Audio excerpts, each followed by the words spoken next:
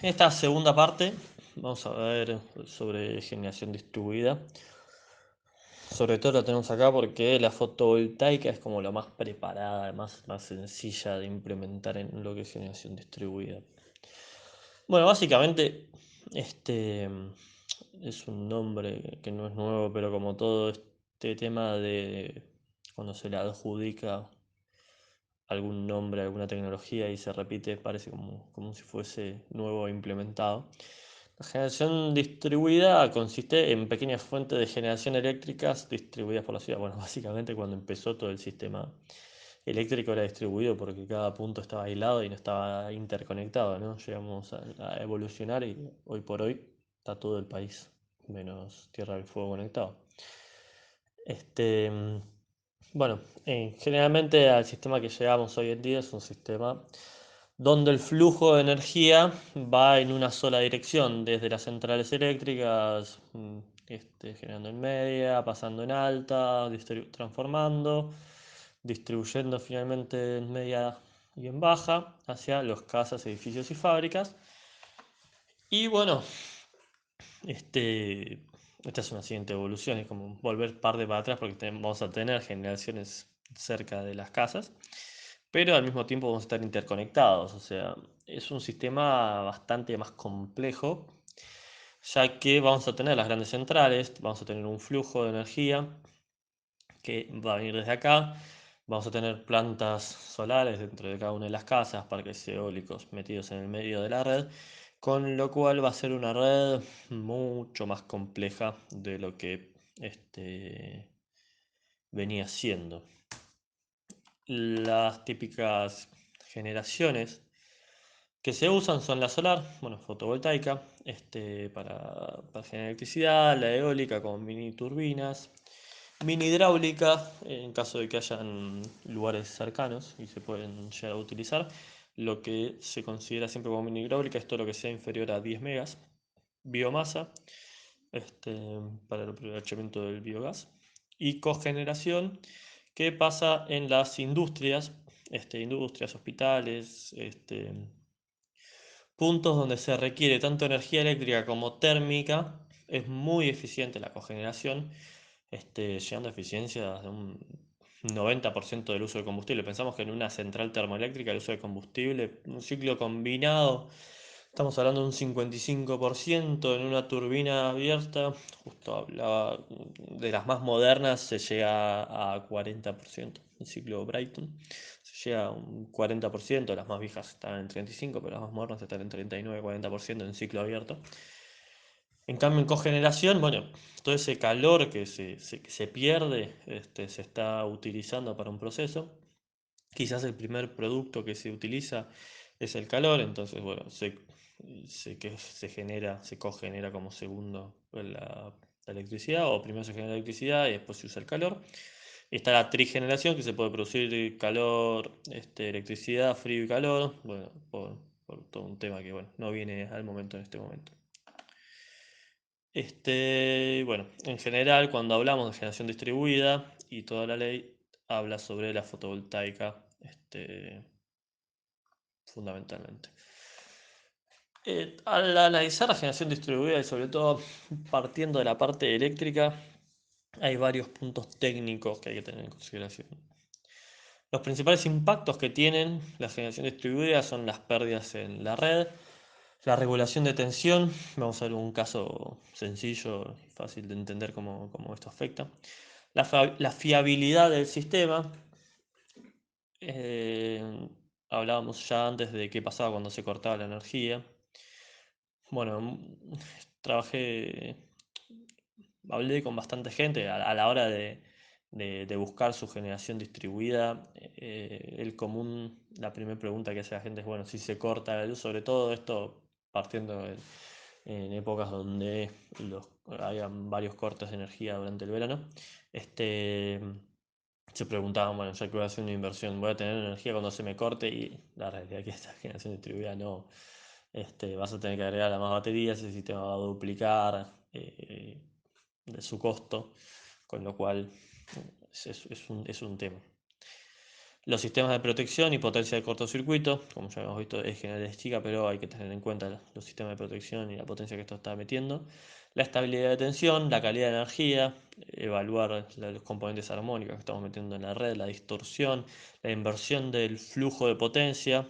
Tenemos un caso acá que está bueno para ver cómo pasa esto y cómo repercute en los perfiles de tensión. Otro tema es que la máxima generación suele ocurrir fuera de las horas de demanda pico, con lo cual, bueno, la curva se va a comportar de una manera distinta.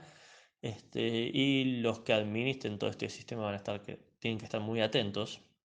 Y la necesidad de reserva rotante para salir a suplir estos problemas. Bueno, vamos a entrar en detalle sobre cada uno de los puntos.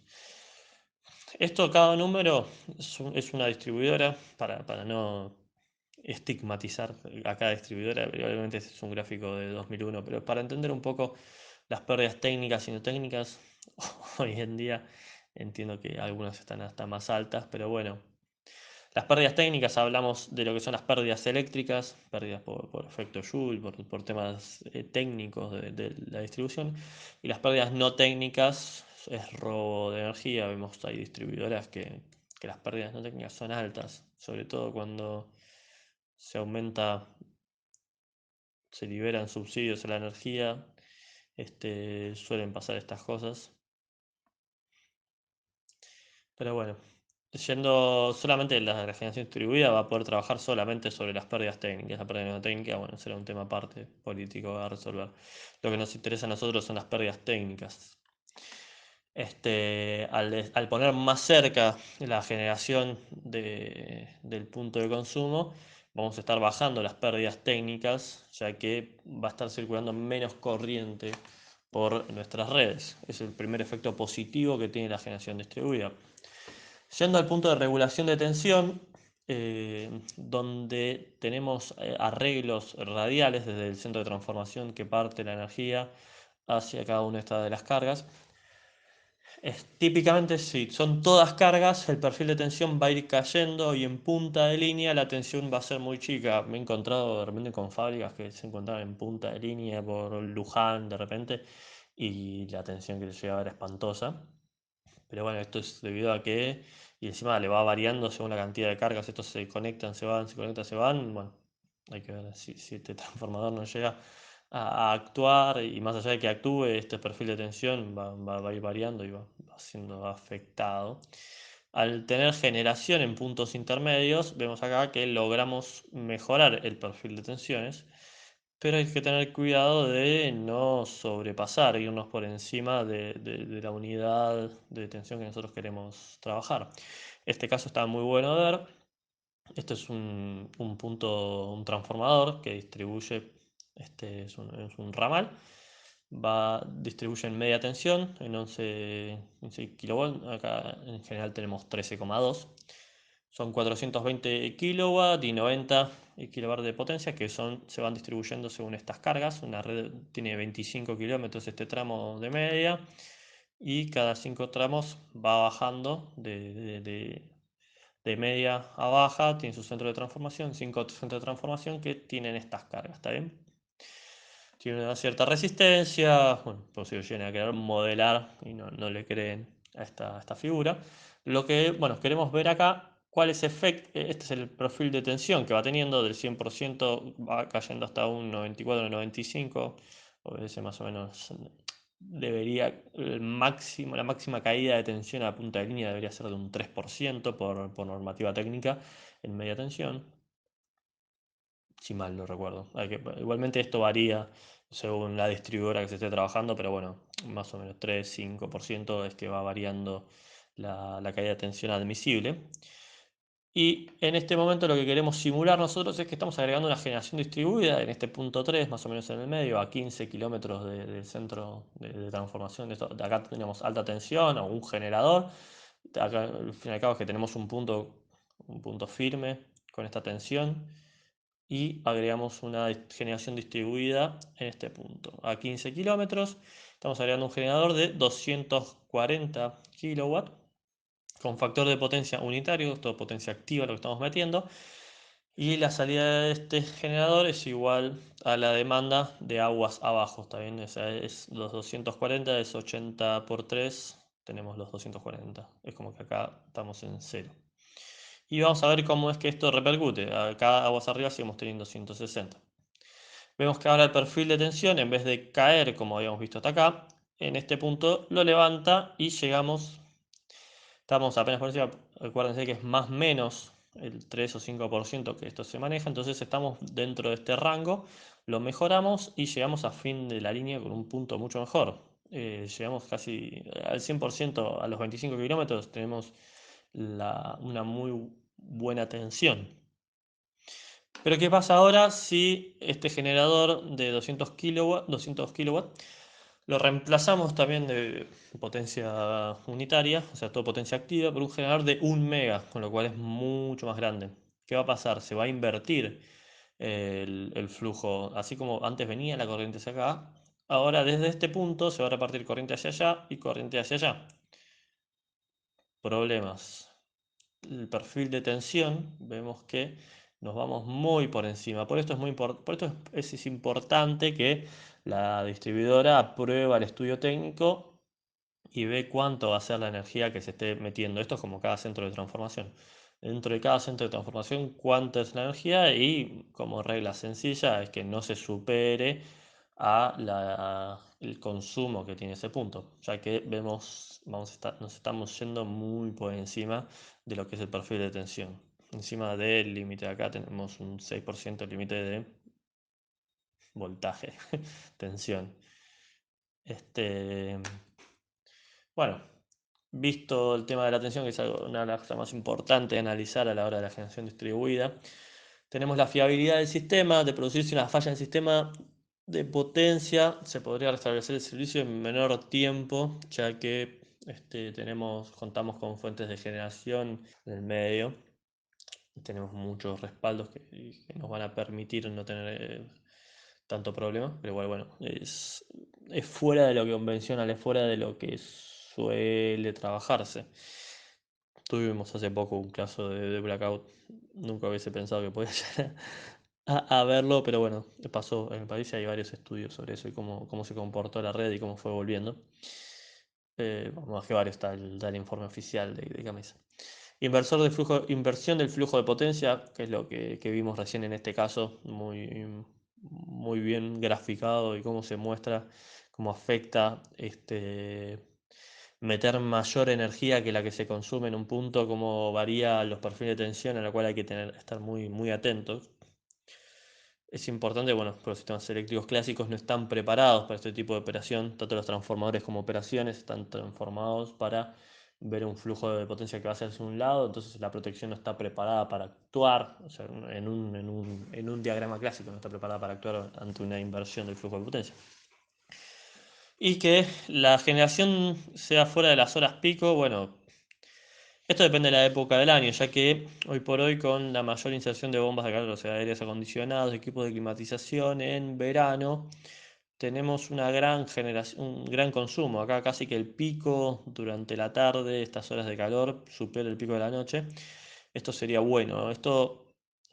Lo que hace es que vamos a poder estar bajando esta curva y achatándola un poco más. Bueno, sobre estos días que estamos hablando de achatar la curva, vamos a estar haciendo que el sistema sufra menos, porque el sistema cuando circula mucha corriente por el sistema levanta temperatura y esto es parte de lo que hace sufrir al sistema con la generación fotovoltaica.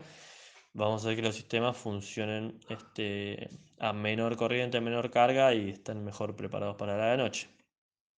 Cosa que no pasa en un día típico, donde la mayor demanda se concentra en horas pico y no tanto en las horas donde estaría la generación fotovoltaica.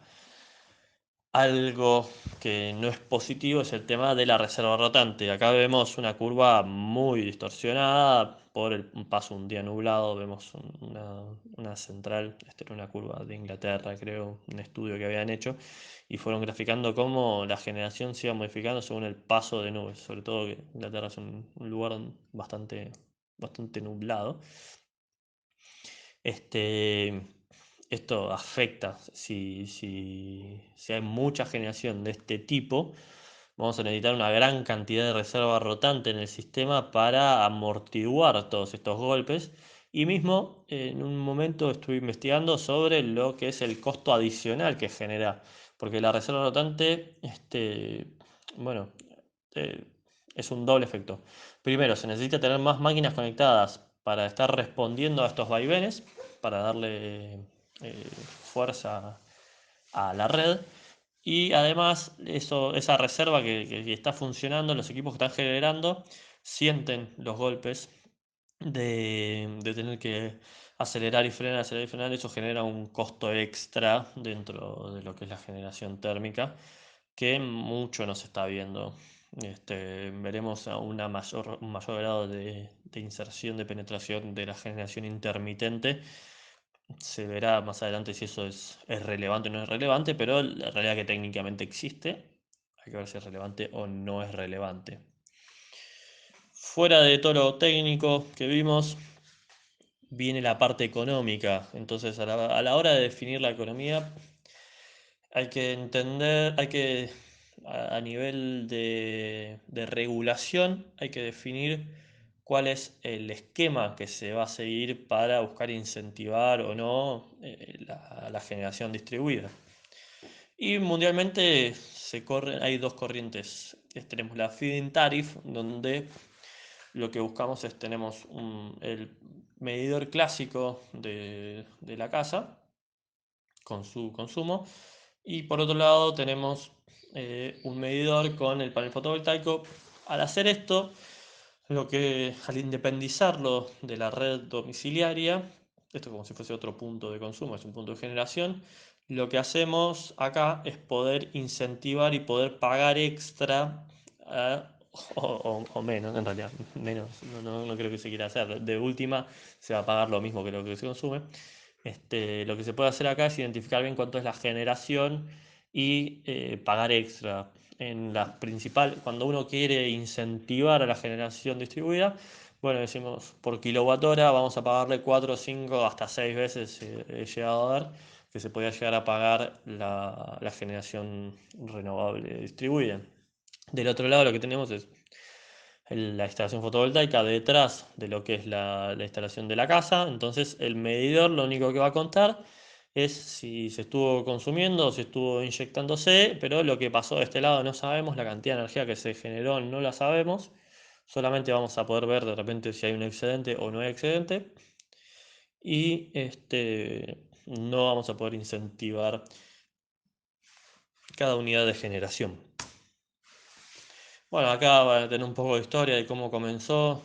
Alemania siguió un camino de feed-in tariff, España siguió otro. También en España se incentivó mucho al principio, luego fue bajándose. Esa historia se cuenta por acá. Este, Tuvo un problema Alemania, que al incentivar tanto, todo el mundo migró hacia la generación distribuida. Y entonces eran cada vez menos lo que pagaban el mantenimiento de la red, pero sin embargo, como vimos, se sigue necesitando el uso de la red, y volver para atrás, bueno, fue un problema, ya que tuvieron que poner impuestos, algunos que lo llamaban el impuesto al sol. Empezaron a desarrollarse electrónicas para evitar la inyección de la red, entonces que más o menos casi que uno decía que se estaba aislando. Bueno, es un problema, es un problema incentivarla por demás. Y es un tema, por de menos, bueno, no va a tener, si no metemos unos buenos incentivos, no va a despegar. Este tipo de tecnología que vimos tiene buenos sustentos técnicos, trae beneficios, tanto por un tema ambiental como por un tema técnico. Así que bueno, se debe definir dentro de cada política si uno quiere seguir un feed-in tariff, un net metering, y cuánto va a ser el incentivo que le quiera poner.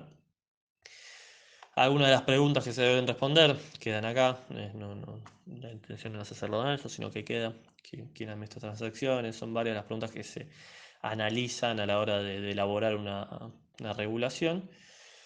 Y las dos tipos de normativas, bueno, introducción forzada, acá está la historia de qué pasó en España, esto que recién les había contado, o una introducción competitiva, donde no se va a premiar más allá de la generación distribuida, se la va a hacer competir directamente con el costo de la red. En Argentina llegamos a que se sancionó una ley nacional, la 27424, de generación distribuida. Se establecen los esquemas de facturación, régimen de incentivos, bueno, condiciones de contratación, invitaciones a municipios a que vayan adhiriendo. La energía es importante, es un tema, es independiente dentro de cada provincia, con lo cual cada provincia decide si adhiere a la ley nacional o no. Acá tenemos un cuadro, que lo van a poder ver bien en detalle, está medio borroso, pero está bueno, donde el que lo hizo adjudicó un puntaje a cada cosa y se ve el estado de cada provincia. Las provincias que tienen mejor puntaje son las más preparadas, que más incentivos dan hacia la generación distribuida. Como vemos, La Rioja, la que más da, Neuquén, Río Negro, tienen los mayores puntajes junto con San Juan. ¿Y en qué se basa esto? Es si adhirieron a la ley nacional o no adhirieron, les da un punto, si tienen un régimen propio, o sea, si tienen las dos es como que suman más.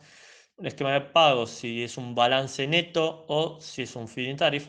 Si es un balance neto le da 2 puntos, si es un feed-in tariff le da 5. La Rioja tiene feed-in tariff, Santa Fe tiene feed-in tariff. Esto significa que se paga por demás, se incentiva, se busca que los usuarios traten de ir mutando a generar parte de su energía, como siempre. Bueno, lo que hace esta ley es buscar que se autogenere una parte, no que se trate de vender energía, ya que vimos que si se busca vender energía hay problemas dentro del sistema. El reglamento, bueno, si está instrumentada, si tienen incentivos nacionales, provinciales, si están dentro del FODI, si tienen además algún fondo internos, si tienen regulación sobre los edificios públicos. Bueno, y todo eso hace que, así como vimos estos Santa Fe acá, buscando el que mayor puntaje tiene, parece ser que es el 29 La Rioja, suma la mayor cantidad de incentivos.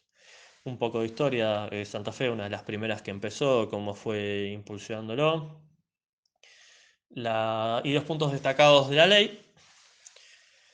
Tenemos que el objetivo es para que sea para autoconsumo, como está en el artículo 1, con eventual inyección, o sea, si no estoy consumiendo energía, bueno, se meterá a la red, se permite que haya inyección, en algunos lados no se permite la inyección, se tiene que poner una protección para que no se invierta y no se meta, pero acá se permite una eventual inyección, de hecho hay un valor con el cual se pagaría esta inyección.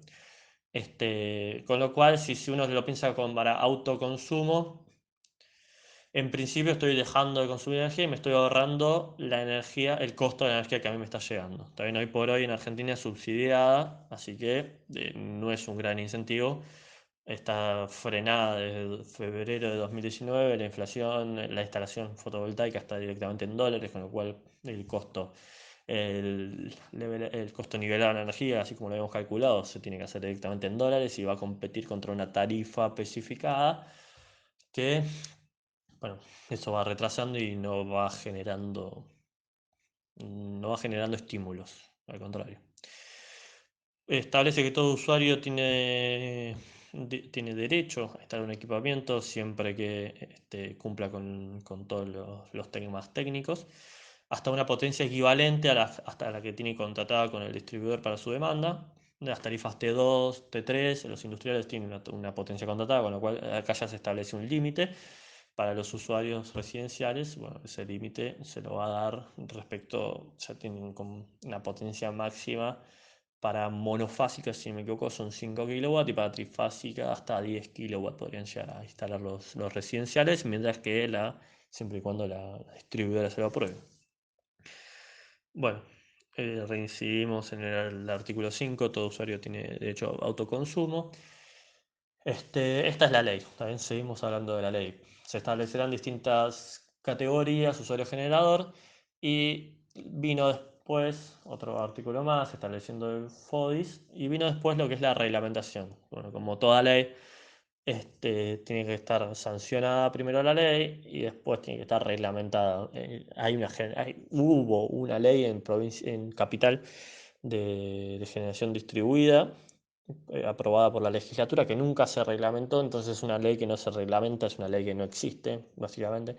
Uno como usuario puede ir a plantear y hacerle una demanda al Ejecutivo obligándolo a que la reglamente y con eso, bueno, la reglamentará, pero bueno, esa ley nadie pasó nada, nunca se reglamentó. Pero bueno, esta ley sí se reglamentó, la ley nacional, Y la reglamentación lo que viene a hacer, busca aclarar puntos, la reglamentación está hecha por los ejecutivos, sean provinciales o nacionales, y lo que busca es que se vuelva aplicable la ley, que sea fácil de aplicar, o sea, en el contexto de la sociedad que sea fácil de aplicar, no busca modificar el espíritu de la ley. Si modifica el espíritu de la ley, la reglamentación es una reglamentación que está mal hecha. Y bueno, ya ahí no sé mucho más del tema legal, pero debe haber alguna forma de pedir que se vuelva a reglamentar. En fin, lo que dijo esta reglamentación estableció a los usuarios pequeños, medianos y mayores, según la potencia instalada. Bueno, estableció cómo se tenía los formularios que se tienen que presentar y que al final de cada periodo de facturación el usuario generado recibirá una factura con el detalle del volumen de energía demandada, como así la inyectada expresados en kWh. Los precios correspondientes a por unidad de cada una, y una vez desglosados, se indica el balance que debe ser liquidado. El distribuidor deberá hacer público los precios de inyección por energía renovable, sus correspondientes cuadros tarifarios, se agrega un valor más, así como está la energía. Bueno, se ampararon en la norma AEA 90364, que es de sistemas suministrados por paneles fotovoltaicos en domicilios. Acá hay parte de la reglamentación.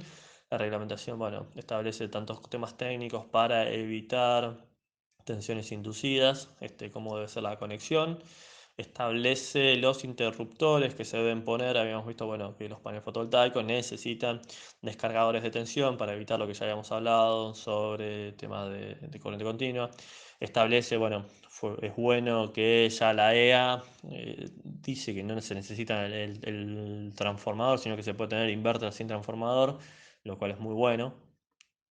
La cantidad de interruptores diferencial y térmicos que tenemos que tener. Bueno, la norma establece en detalle todo lo que se necesita.